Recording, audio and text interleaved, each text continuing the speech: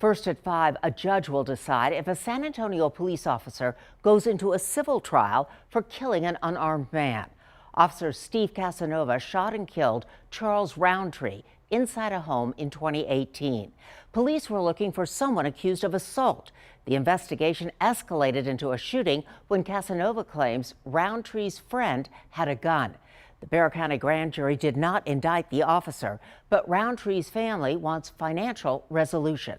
At the center of the case is a police technique called a knock and talk.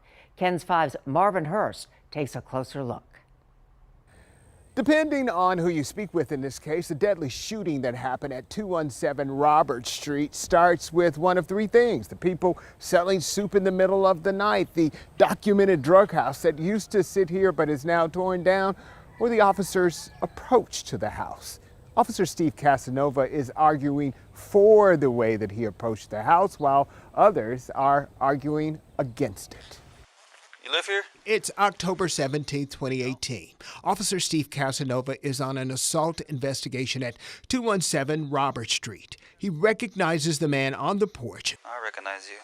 Moves to and from a locked door and knocks on another door. 5 seconds later, he's firing his weapon and running for cover. It's going to all come down to whether Officer Casanova's actions was reasonable at the time that he pulled his trigger.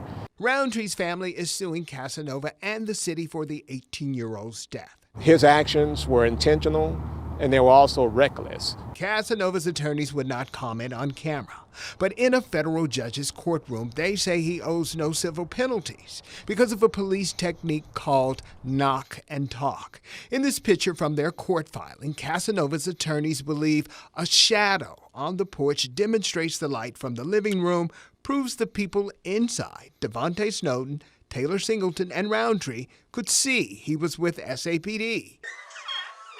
What's up, man? Because on the video, the officer never said who he was. Hey! Under knock and talk case law, his attorneys say the officer did not have to announce his name, even though it's department policy. Casanova believes he's due qualified immunity because his actions were reasonable. He thought Snowden had a gun, even hiring an analyst to zero in on a shiny object in Snowden's waistband. They also point to a gun police found outside of the home, but a criminal jury relieved Snowden of all charges connected to the gun, since his DNA was not on the weapon or the clip. The jury has to decide whether or not what Officer Casanova did was reasonable or not under these circumstances. Now a closer look at Casanova's knock and talk. He says he knocked and the door opened up. But look at this view from the body cam of one of his backups. We've slowed it down so you can take another look. The judge even questioned it. In a statement, San Antonio says the officers were responding to a call and this was not a no-knock warrant. They say knock and talk is a lawfully recognized practice that allows an officer to knock at a door and speak to the occupants if they answer. If no one is there, the officer leaves. But the law says police can't use this technique to avoid getting a search warrant.